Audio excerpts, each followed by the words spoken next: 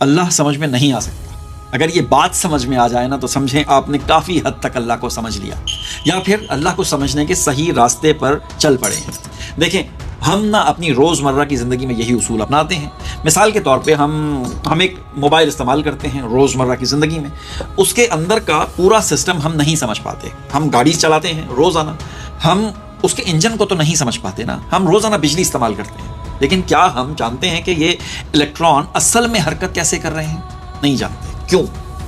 لیکن پھر بھی نا ہم ان چیزوں کے وجود کو مانتے ہیں کہ یہ سب چیزیں موجود ہیں، کیونکہ ہم ان کے ایفیکٹس کو دیکھ رہے ہوتے ہیں۔ بالکل اسی طرح نا ایک بنیادی اصول ہے، جو چیز براہ راست نظر نہ بھی آ رہی ہو لیکن اس کے اثرات مسلسل نظر آ رہے ہوں تو وہ چیز موجود ہوتی ہے۔ نہیں سمجھے؟ اچھا، کائنات کو دیکھ لیں آپ آج کل دیکھ ہی رہے ہیں بہت ساری تصویریں، یہ زمین سورج کے گرد گھوم رہی ہے، سورج اپنی کہکشاں میں حرکت کر رہا ہے۔ ارے ہمارا جسم دیکھ لیں بھائی، کروڑوں خلیوں سے بنا ہوا ہے، ہر سیل ایک مکمل فیکٹری کی طرح کام کرتا ہے۔ ہمارا دل بغیر ہمارے حکم کے دھڑکتا ہے، ہم اگر روکنا چاہیں بھی تو نہیں رکتا۔ سانس بغیر اجازت کے جاری ہے نا۔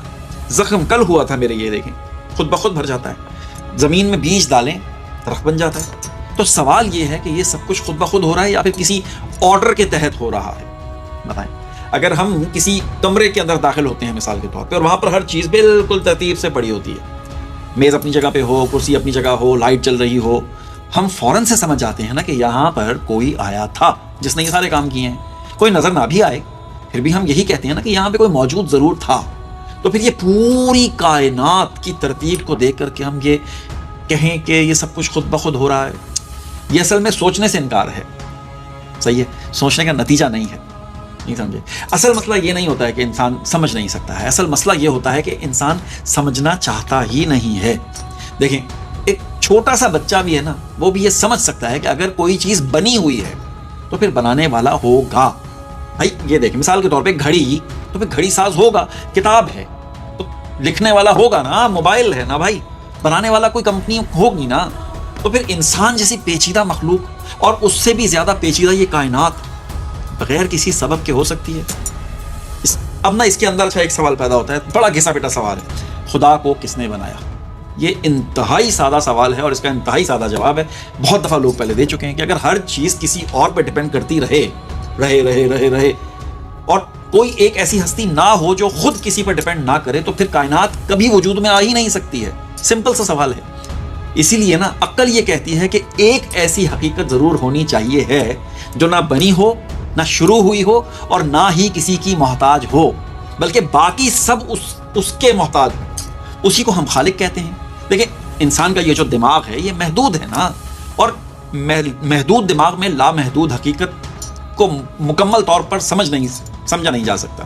جیسے ایک مچھلی سمندر میں رہتے ہوئے بھی پورے سمندر کو نہیں سمجھ سکتی، جیسے ایک چھوٹی سی چونٹی بھی پورے شہر کے نقشے کو تو نہیں سمجھ سکتی نا، اسی طرح انسان پوری حقیقت کو مکمل طور پر نہیں سمجھ سکتا ہے کیونکہ دماغ محدود ہے، لیکن اس کے آثار کو تو پہچان سکتا ہے۔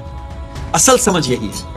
لہٰذا مسئلہ یہ نہیں ہے کہ حقیقت موجود نہیں ہے، مسئلہ یہ ہے کہ ہم نا نشانیاں دیکھ کر بھی نظر انداز کر دیتے ہیں، اور جب انسان نشانیاں دیکھ کر بھی یہ کہے کہ یہ سب کچھ خود بخود ہو رہا ہے تو پھر مسئلہ علم کا تو رہتا ہی نہیں ہے نا، مسئلہ نیت کا ہو جاتا ہے۔ اسی لیے نا سادہ سی بات یاد رکھیں، خالق کو آنکھ سے دیکھنا ضروری نہیں ہوتا ہے، خالق کو پہچاننے کے لیے نا اس کی نشانیوں کو دیکھنا ہی کافی ہوتا ہے۔ اور وہ ایک قرآن کی آیت بھی ہے، اللہ کمی بیشی معاف فرمائے، ہم عنقریب انہیں اپنی نشانیاں کائنات میں بھی دکھائیں گے اور خود ان کے اپنے وجود کے اندر بھی، یہاں تک کہ ان پر واضح ہو جائے گا کہ یہی حق ہے، واضح ہو جائے گا، فکر نہیں کریں۔